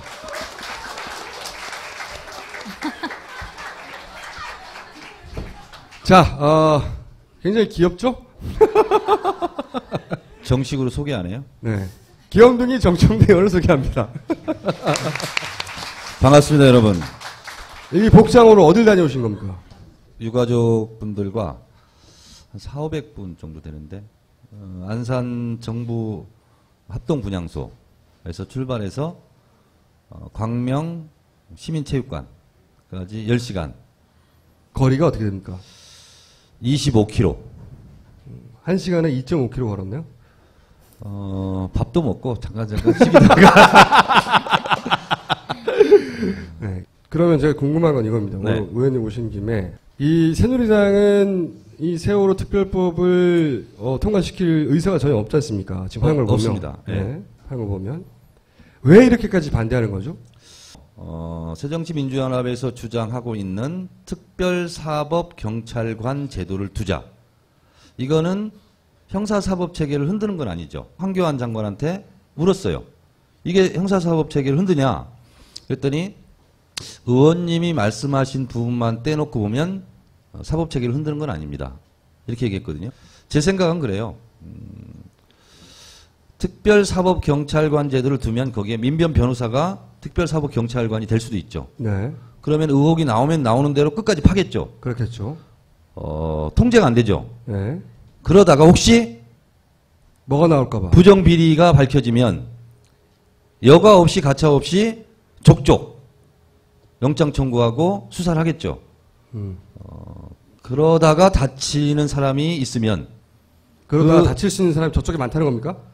그럴 가능성을 배제하기 어렵다는 생각이 불현듯 스치고 지나갑니다. 그러니까 저는 아무런 두려움이 없어요. 근데 아무런 두려움이 없어요. 의원님 주장의 요약은 특별법으로 자기들이 죽을까봐 이거 아닙니까? 저는 그게 아니면 반대하는 이유가 없다. 네, 그러면 세월호 관련된 사실은 조사이기 때문에 네. 세월호 관련돼서 뭔가 부정비리가 나올 거라는 얘기잖아요. 뭐 예를 들어서 근데 제 모자 어때요?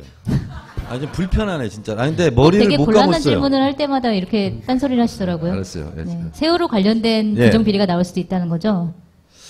이런 거죠. 지금 사실은 유병헌 씨 이 변사체에 나온 이 사건이 세월호 핵심이 아닙니다. 그렇죠. 그냥 청해진 해운이 얼마 물어줘라.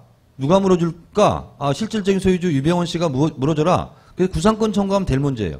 세월호 진상규명 의혹에 있어서 저는 10% 비중도 차지하지 못한다. 이런 생각이에요. 네. 10% 비중인 사건을 90%로 지금 언론 플레이를 지금 하고 있는 거거든요. 만들어냈죠, 이때까지. 자, 근데 어쨌든 좌우당간 유병헌 씨 이 사건을 또 추적하지 않겠습니까? 그러면 유병헌 씨를 세월호 통해서 특별법에 의해서 수사권을 가진 특별사법경찰관이 네. 그러면 유병헌 씨 일가 재산 추적도 하게 되고 장부도 보게 되고 뭐 자금 추적도 하게 되고 이렇게 할 거 아닙니까? 그러면 거기에 불의의 사고를 당하는 사람들이 있지 않을까라는 생각이 불현듯 뒷골을 땡기고 스쳐 지나갑니다. 그러면 그것을 두려워하는 사람들이 아니고서는 이걸 반대할 이유가 없어요. 그러니까 이 수사권으로 네. 자신들의 치부가 드러날지 모른다는 두려움을 가진 사람들이 네. 그런 무리가 저쪽에 일부 섞여 있을 수도 있다. 그럴 가능성을 배제할 수 없다라는 생각이죠. 근데 내가 그 권은희 씨에 대해서 네. 한 말씀 드리고 싶은데, 제가 이것도 예산결산특별위원회를 하게 되면 이제 국무총리부터 다 나오거든요. 그래서 황교안 장관한테 물었어요. 공직자윤리법이나 국회의원 출마하는 후보자들의 재산신고를 하는 규정상 주식의 액면가를 신고하는 것이 네. 규정 위반이냐? 아니죠. 규정 위반이 아닙니다. 법무부 장관이 그래요. 네. 그러면 게임 끝난 거예요. 근데 그 팔지도 않은 주식을 팔았을 때 현재 시가가 얼마냐? 이거를 추리 소설처럼 써서 기재할 수는 없는 거죠. 뭐 어쨌든 그 얘기는 앞에 했고 예. 그러면 꼭 물어봐야 될 게 있습니다. 이제 다음 방송을 저희가 할 때는 선거 결과가 나왔을 때예요. 이 시점에서 의원님에게 예언을 묻지 않을 수 없습니다. 누가 당선되냐 안 되냐 이런 얘기는 안 물을게요. 선거법 위반이니까. 네. 제가 궁금한 것은 그 선거 이후에 닥칠 일들. 원래 이후 닥칠 일들 예언 전문이잖아요. 자, 첫 번째. 사실 부인하지 않습니다. 첫 번째. 네. 현 지도부 체제는 어떻게 됩니까? 4년 전 지방선거에서 뜻밖의 승리를 했어요. 정세균 대표 체제에서요. 그리고 지금처럼 똑같이 얼마 안 있다가 7월 달에 재보궐선거를 했어요. 그리고 참패를 했어요. 그리고 정세균 대표 체제가 물러날 수밖에 없었어요. 그리고 다시 전당대회를 치렀죠. 그리고 나서 손학규 대표 체제가 네. 들어섰고 손학규 대표 체제에 의해서 18대 총선을 쳤고 그때 저는 억울하게 낙선했었죠. 공천은 받았지만. 억울했나요? 어쨌든 네. 강용석 어쨌든 의원한테 4년 뭐라 했어요? 못 들었어. 강용석 의원이 네? 그때 당시 강용석 의원이 한테 네. 졌죠. 뺏기신 거죠. 네. 근데 19대에서 또 복수했어요. 네. 하여튼 뭐 그 근데 억울한 점도 있어요. 그때 조선일보 관련 보도 뭐 별도의 이야기거리긴 한데. 자, 그럼 그 이야기는 그 전례를 봤을 때 현 지도부가 계속 유지되기 쉽지 않을 것이다. 육사지방선거는 뭐 의견이 분분하지만 무승부였다. 그런데 그렇다고 해서 730 재보궐선거 결과에 따라서 무승부했으니까 그냥 넘어가자. 그런 분위기는 일단 아니다. 어차피 지금 일주일밖에 안 남았는데 전망은 우울하거든요. 현재 스코어는. 근데 이제 의원들은 제가 파파이스 나가서 당 내부 사정을 얘기하지 마라. 꼰질르지 마라. 이제 이렇게 얘기를 많이 하는데 그런 관점에서 제가 말씀드리면 의원들은 좀 부글부글 끓고 있죠. 네, 거기까지. 그럼 이거 얘기를 안 한 겁니까? 얘기를 한 겁니까? 아니, 얘기 안 한 거죠. 부글부글 끓고 있다. 근데 왜 끓고 있다라는 것은 얘기를 안 했죠. 안철수 대표가 예언을 했잖아요. 5석을 이기면 잘 이기는 거다. 5석을 이긴다는 얘기이기도 하지만 10석을 진다. 뭐 이런 예언을 당대표가 했어요. 저는 당대표로서 왜 이런 불길한 얘기를 공개적으로 예언할까. 혹간의 언론에서는 엄살작전이고 이렇게 하면서 몇 개를 더 이기려고 했다. 뭐 이렇게 분석을 했어요. 그건 새누리가 잘 쓰는 수법이긴 한데. 송채경화 기자도 그거 기억나죠? 그러니까 5석이 원래 갖고 있던 5석을 얘기한 거잖아요. 원래 5석을 실제로 예언했습니다. 근데 제가 예언할게요. 실제로 안철수 대표가 예상했거나 예언한 대로 되면 현 당 지도부는 굉장히 심하게 흔들릴 가능성이 크죠. 그 정도라면 예. 5군데라고 하더라도 그보다 더 내려가면요. 왜냐하면 5석은 솔직히 얘기하면 frankly speaking 호남 내석 플러스 하나거든요. 네. 그거는 참패라고 봐야 되겠죠. 그러면 한 가지만 더 여쭤볼게요. 권은희 후보가 당선이 됐어요. 그 이후 권은희 후보가 겪게 될 일들을 전망하면 근데 이제 권은희 후보가 뭐 당선은 되겠죠. 우여곡절 끝에.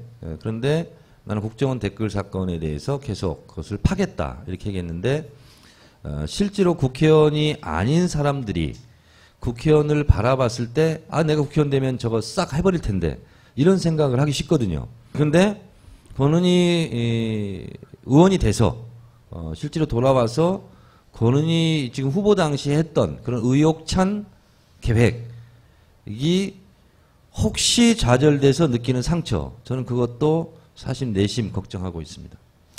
아까 김호준 총수가 말씀하신 것 중에 뭐 하나의 질문인데, 네. 그러니까 물어본 건 아마 그런 의도였던 것 같은데, 그러니까 만약에 이번 재보선에서 뭐 5석이 나는데 패배를 할 경우에 그 패배의 책임이 혹시 권은희 후보에게 가지 않겠느냐, 뭐 약간 이런. 공격하겠죠. 일단 새누리당은 무조건 그렇게 공격할 것이고. 권은희 후보에게 직접 가기보다는 권은희 후보를 공천한 당 대표에게 더 책임이 더 가겠죠. 그렇게도 가겠지만 권은희 후보. 그러면서 본인은 말 못하고 옷걸음 입에 물고 울고 있겠죠. 아무 말 못하고. 그리고 실제로 국회의원 한 명이 할 수 있는 역할이 그렇게 많지가 않습니다. 팀플레이를 해야 되고, 그리고 혼자 질주를 했을 때는 실제로 견디기 어려운 시기와 질투의 카르텔이 또 존재하고, 어쨌든 혼자 할 수 있는 일은 거의 없다. 이렇게 봤을 때 권은희 의원이 돼서 갖게 되는 상처와 좌절, 저는 오히려 이것을 미리 걱정합니다. 그 좌절을 덜 겪으라고 도와주실 생각은 있으신 거예요? 최근 근래에 권은희 후보 같은 이런 용기 있는 사람을 참 보기 어려웠어요. 그리고 제가 직접 국정원 국조특위 현장에서 너무나 차분하게 유관순 열사 같은 표정으로 이렇게 따박따박 얘기하는 걸 보면서 참으로 보석 같은 사람이다 이런 생각을 했고 나와 함께 큰일을 했으면 좋겠다. 나와 함께 이런 생각을 했어요. 그런 사람으로서 요즘 사태는 굉장히 안타까우시겠네요. 예, 굉장히 안타깝고 그래서 국회의원 당선되면 제가 한번 그 의원회관에 한번 찾아가려고 그래요. 그 방에 찾아가서 축하도 하고 이런 일이 앞으로 닥칠 텐데 이런 것은 이렇게 했으면 좋겠다. 그 짠한 마음이 좀 있어요. 권은희 후보가 당하는 것을 보며 사실 여부를 떠나서 그분과 같은 일을 경찰 내에서 그런 식으로 아무도 하지 않았어요. 과거에 생각해 보면 거의 유일하게 한 사람이거든요. 대단히 용기 있게. 근데 이게 이제 다 묻히고 여기서 이제 이걸로 퇴색된 다음에 같은 급의 정치인으로 딱 몰아놓고 그런 다음에 이제 그 원흉으로 선거 열 몇 명의 선거를 망친 원흉으로 지목받아서 그 변명하기 굉장히 어려워요. 당사자가. 당선된 순간부터 고난의 길을 걷게 될 것 그때 같아요. 옆에 좀 있어주세요. 네. 앞에 있어주면 안 됩니까? 자, 오늘 여기까지입니다. 네. 고맙습니다. 감사합니다. 네. 고맙습니다.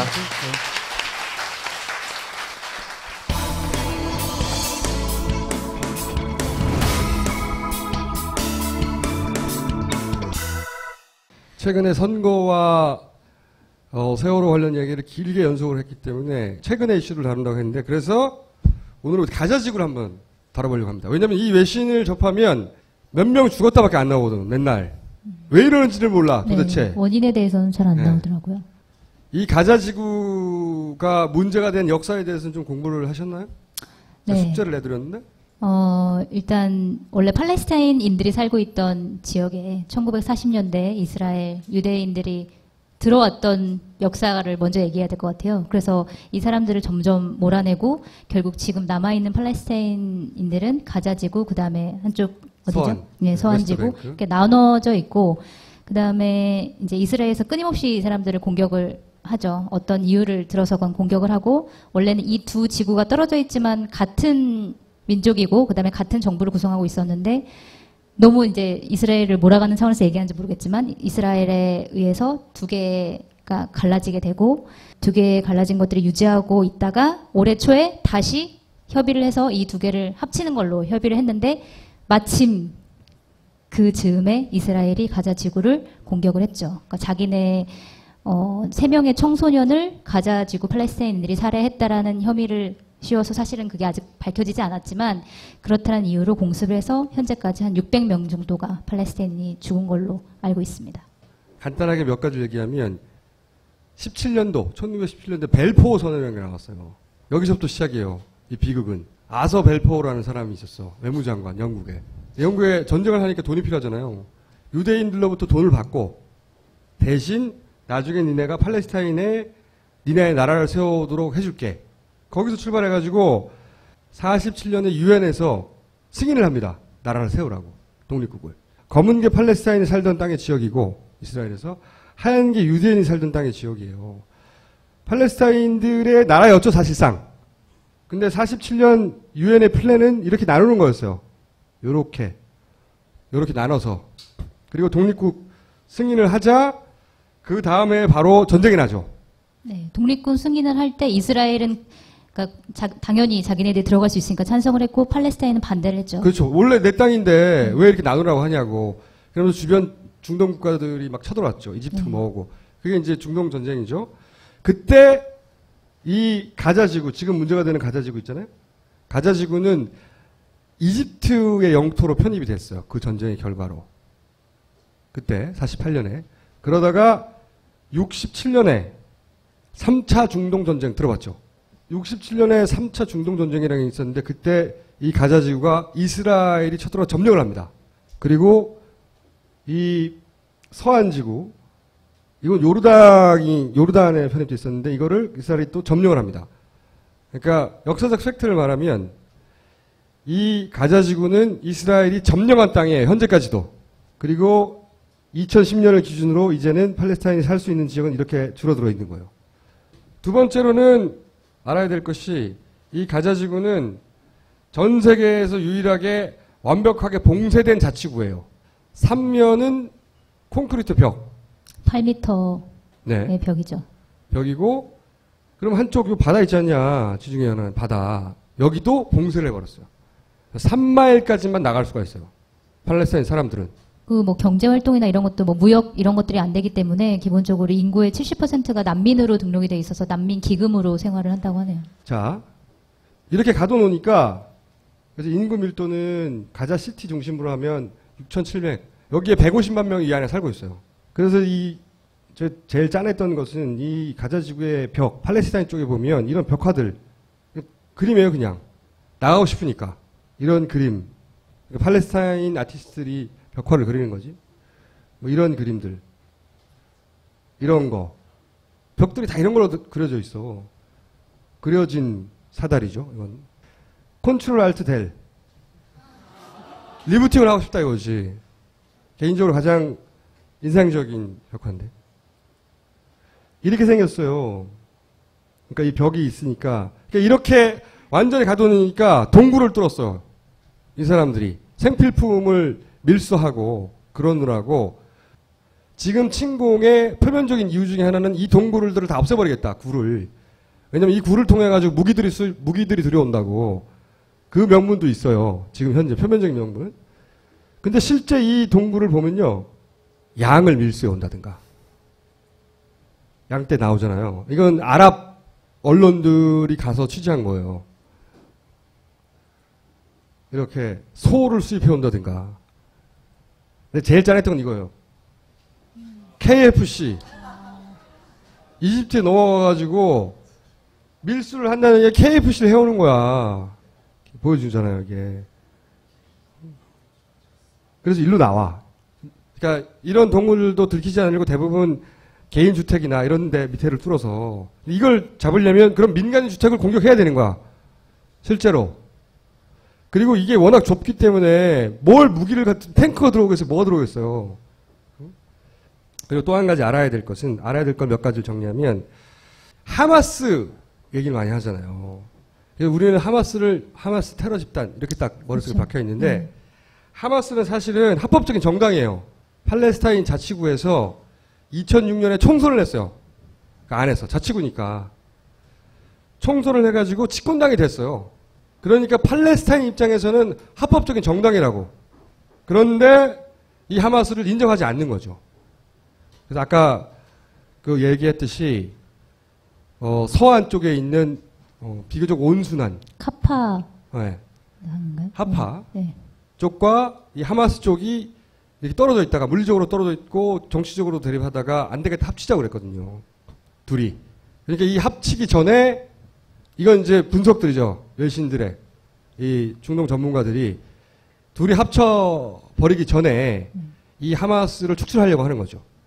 그러니까 팔레스타인인들의 입장에서 쓴 기사들이나 글들을 보면 하마스가 아니라 팔레스타인이 저항하는 거라고. 우리가 뽑은 정당한 집권 여당인 거죠. 여당인 것이고 그들이 자위권을 행사하고 있는 거라고. 점령군을 향해서. 또 한 가지 알아야 될 사실은 이거를 이제 분쟁으로 보도하잖아요. 우리나라 외신들이 주로. 분쟁이 아닌 것이 저는 이건 분쟁으로 보도하면 안 된다고 생각하는 게 저쪽이 예를 들어서 쟁기를 들고 있어. 여기서는 탱크를 몰고 가. 이것도 분쟁이라고 보도하냐 이거지. 그거 아니라는 거지. 이거는 사실 인정청소거든요. 사실상. 실제로 보면 여기서 쏜다고 하는 미사일들 있잖아요. 가자 지구에서 쏜다고 하는. 가자 지구에서 하마스가 쏜다고 하는 이스라엘 지역으로. 지금 이스라엘이 또 내세우는 가장 첫 번째 명분 중에 하나는 하마스에서 날아오는 미사일로 인한 피해를 막기 위하여 그 피해를 막기 위하여 들어간다고 공격하는 거라고 하거든요. 근데 이제 그쪽에 그 팔레스타인 쪽에서 나오는 이제 보도나 그쪽의 주장을 들으면 우리 것은 사실상 장난감에 가깝다. 집에서 만든다. 공장이 없으니까 집에서 만들고 원가가 대략 500불 정도 된다. 비싼 건 800불. 그런데 이 공격을 막기 위해서 아이언돔이라고 막 보도되잖아요. 이스라엘 하늘을 덮고 있는 아이언돔. 거기에 미사일 한 대는 5천만 원짜리예요. 말도 안 되는 거죠. 그럼 그 얘기를 보도해 줘야 되잖아. 이것은 분쟁이 아니고 실제로는 인종청소다 말을 해줘야 되는데 보도하지 않아. 왜냐? 이런 소스를 대부분 외신으로부터 받거든요. 미국 주도의, 서방 주도의 외신들이 이걸 보도하거든요. 이 보도를 하면, 이 보도 전체가 저는 그래서 이 전쟁 자체가 사기라고 저는 그래서 주장하는 건데, 왜 사기라고 주장하느냐? 오늘의 퀴즈이기도 합니다. 자. 지난번 퀴즈에 대한 상품은 전달했나요? 아, 그것은 그 얘기도 해야 되군요. 지난번 퀴즈에 대한 정답과 그리고 밥을 살 기회를 공지하는 것은 다음 시간에 한꺼번에 할 텐데 어떻게 할 예정이냐면 개인들한테 다 메일을 보낼 것이고 그리고 장소를 정해서 다 같이 모여서 밥을 먹기로. 그때 송채 기자도 나오는 것으로. 그럼 몇 명이 모이는 건가요? 지금까지 뽑은 사람은 한 4, 50명 돼요. 아직 한 분도 답장을 받지 못했어요. 왜냐면 내가 뽑아놓기만 했으니까. 근데 이 퀴즈까지 나오면 한 100여 명이 되지 않겠는가. 1차, 2차, 3차 나눠지지 않겠는가. 라는 생각도 드는데 어쨌든 매일 갈 겁니다. 자, 이게 저는 그래서 이 전쟁이 사기다. 지금 현재 벌어지고 있는 전쟁이라고 분쟁이라고 표현되는 이 자체가 사기라고 생각하는데 왜 사기냐. 자, 아이언돔이라는 사례를 빌어서 그 얘기를 할 텐데 아이언돔이라는 게 이런 거예요. 자기들이 이스라엘 쪽에서 세웠다고 하는 거예요. 에너미, 팔레스타인이죠. 미사일이 날라오면 이렇게 아이언돔에 미사일이 쭉쭉 날아가가지고 다 파괴시킨다는 거예요. 맞춰가지고. 그 우리나라에서도 보면 하마스 로켓포를 다 막아내고 명중률이 90%다. 막 이런 거. 전 세계적으로 이런 보도가 돼 있어요. 우리나라도 보도 있지만. 실제 아이언돔을 소개한 영국의 텔레그라프라는 데서 소개한 걸 보면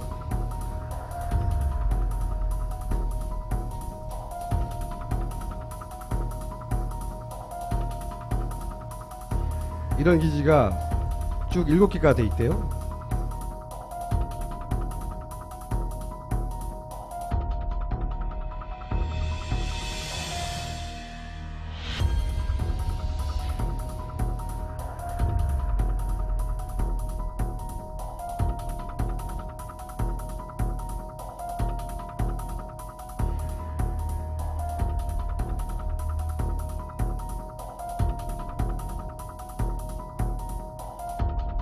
그러니까 원래도 미국이 원조한 돈으로 아이언돔을 개발했고요.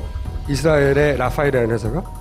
그리고 올해도 2조 달러 이상을 지원한다고 하고요. 자, 이번에는 아까는 영국의 버전으로 설명한 것이 이건 미국의 버전으로 설명하는 거죠. What we're looking at is basically one of the 5 Iron Dome missile batteries. Its goal is to as much as 이 시스템이 우리를 안전하게 지켜준다고 생각하고 있어요. 주민들도 다. 그 전에는 무서웠는데 왜냐하면 지금 현재 하루에도 몇 번씩 사이렌이 울리거든요. 미사일이 날라온다. 하늘을 보면 bombom 터지는 게 있는 거예요. 아, 다 막아냈구나. 90% 이상 막아낸다. 안전해졌다고 느끼고 있고 실제 이거를 이제 민간인들이 찍은 것들이 있어요.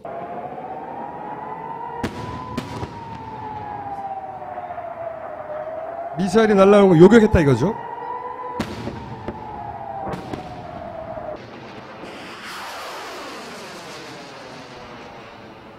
그거를 이스라엘 사람들은 자기들은 그렇게 지켜지고 이제 이쪽 하마스를 폭격하는 걸 구경하고 있죠. 그런 사진들 굉장히 많아요. 그러니까 이 하마스 가자 지구를 공격하는 것이 하나의 관광 상품화가 됐어요. 그걸 지켜보는 게 이런 언덕배기에서 밤에 이렇게 지켜보고 실제로 그들의 속내를 드러내는 인터뷰도 나와요. Det lignede ikke rigtig en våbenhvile derfra, hvor vi stod og kiggede over mod Gaza. I see it in our own eyes, not from television. 텔레비전이 아니라 직접 보고 They 싶다 이거죠. chose Hamas to rule them. It's their fault. They got it to where it is now, not us. But don't you think it'll get worse by bombing them? No, I think that's the only solution. 저 사람들 잘못이라는 거죠. 그리고 저들이 사실은 저 땅을 다 비워야 된다 라고 주장하는 미국계 유태인의 인터뷰예요. 이게 진짜 생각인 거죠. 그 사람들이 가지고 있는 저 땅을 자기들이 불법적으로 점령했다는 생각이 전혀 없는 것이고 실제 3,000년 전엔 자기들 땅이라는 인식을 가지고 있잖아요. 시오니즘. 며칠 전에 이스라엘 한 여성 국회의원이 팔레스타인에 있는 모든 어머니들 다 죽여야 된다. 왜냐하면 했었죠. 테러리스트를 생산해내기 때문에 다 죽여야 된다라고 얘기를 해가지고 굉장히 뉴스화됐었죠. 네, 여기서 퀴즈가 나가려고 하는데 이스라엘 사람들이라고 다 미친 건 아닐 거 아니에요. 왜 이렇게 생각하게 됐을까? 저는 이 전체가 사기라고 생각하는데 이 전쟁 전체, 이 분쟁 전체가 그 사기라고 생각하는 이유 중에 첫 번째로 이 아이언돔이 사기라는 겁니다. 이 아이언돔 자체가 사기다. 우선 이건 제가 주장하는 게 아니에요. 사진에 보이는 이 사람이 주장하는 겁니다. 이 사람은 이스라엘의 이 아이언돔을 개발한 회사에 소속됐던 과학자예요. 퀴즈는 왜 아이언돔을 사기라고 했을까? 왜? 근데 어쨌든 사기라고 말했던 사람 중에 첫 번째 힌트로 이스라엘의 그 라파엘이라는 회사에 실제로 이 아이언돔을 개발한 회사의 우주항공 과학자가 그런 말을 했다. 두 번째, 미국의 이런 과학자가 또 아이언돔에 대해서 발언을 합니다. 그리고 또 힌트 세 번째, 지금 한창 포탄이 떨어지고 있고 사이렌이 울리고 있는 이스라엘 시내, 그 중에서 텔아비브, 첫 번째로 큰 도시죠. 수도는 아니지만 텔아비브의 해변가 사진이에요. 왜 이걸 힌트로 했을까? 네 번째, 이 미사일 제조원가 800불. 이 네 번째 힌트. 자, 이 힌트를 다 종합하여 아이언돔이 사기라고 주장하는 이유가 뭘까? 알 것 같아요. 예? 알 것 같아요. 알 것 같아요? 네. 말하지 말고요. 이거 퀴즈입니다. 아이언돔을 사기라고 주장하고 대단히 과학적인 근거가 있는 이야기인데 오늘의 퀴즈입니다. 자, 마지막으로 볼 영상은 선거 이야기나 또는 뭐 세월호 이야기는 다음 시간에 계속 이어갈 텐데 오히려 외국에 계신 분들이 세월호 관련해서 여전히 잊지 않고 여러 가지 활동하는 분들이 많아요. 그분들 중에 미시간에 계신 분들이 이 영상을 보냈어요. 일단 보세요.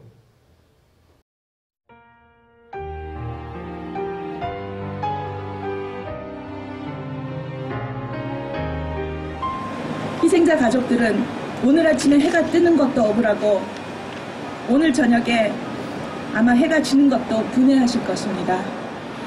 아이들이 저기 살아있는데 왜 못 구하는지 정말 미칠 것 같더라고요, 마음이. 지도층이라고 해야 되나 권력층에 계신 분들 중에 아니면 지식인들이라고 하는 사람들이 희생자들을 대하는 태도가 인간으로서 너무나 잔인한 그런 설문조사 누가 세월호 사고에 가장 큰 책임이 있는가? 정부, 청해진, 언론, 우리들 중에 스티커 붙이기에는 정부에 가장 많은 스티커가 붙었다. Whatever the government tries to do with the media in the day of the internet, the word does get through. And so that in the future the government will act upon quicker than they did for this incident, and not because of politics, but from the bottom of their heart. I think. 언진에서 자원 잠수자들을 못 들어가게 하면 언진에서 막고 있다. 이렇게 진실만 보도했어도 정부에서 이렇게 무책임하게 행동하지 못했을 거라고 생각합니다. 유가족에게 보낼 노랑 종이배 편지로 만든 From Michigan, USA. 심장이 떨어져 나가듯 어이없이 떠난 내 가족.